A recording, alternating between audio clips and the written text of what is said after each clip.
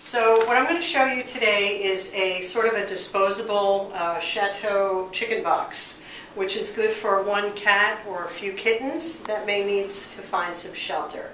For the most part, this is all possible under probably $8 or $9 to make everything.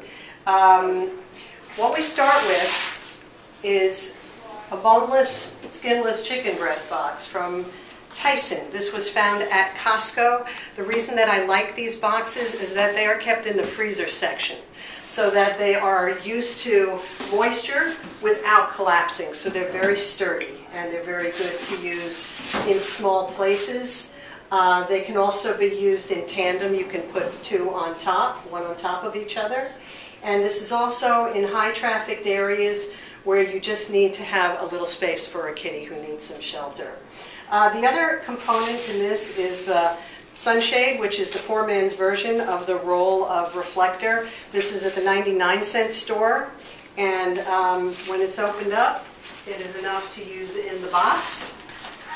And what I do is take off any straps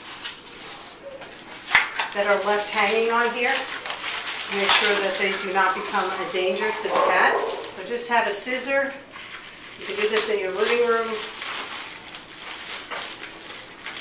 And because of the reflector, it's very warm in the winter and cool in the summer. And what I do is I take the item and I cut it in half.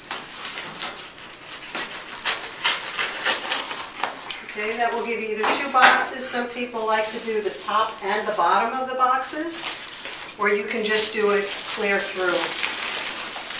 Gets bent in.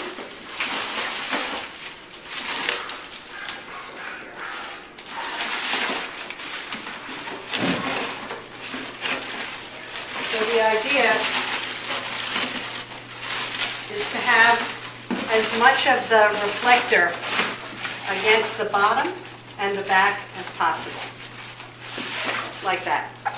Now if you want, you can use the other side to do this part of the box as well. Then what I do is I make sure everything is flat against the bottom, and I just take masking tape, which I have pre-cut. Duct tape, thank you.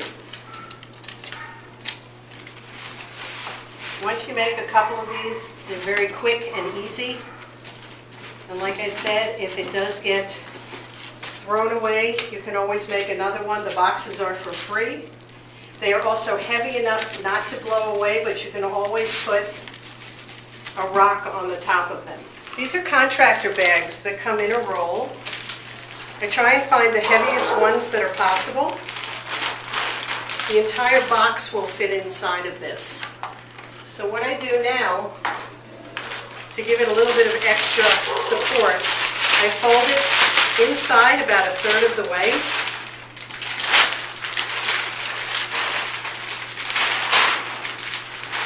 Once again, it's very pliable and movable. You take the entire box and put it inside. The nice part about this is now you have plastic on the bottom as well as the top. So it's completely waterproof, even if the ground does get wet. After this, it's a matter of folding, but all of these sides get folded in like this. Just fold and tape all the way along the way, and then what you're left with at the top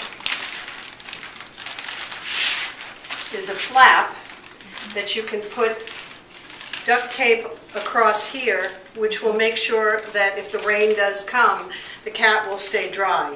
You don't want it to completely cover this part, but you want it down enough so that it will keep the cat dry.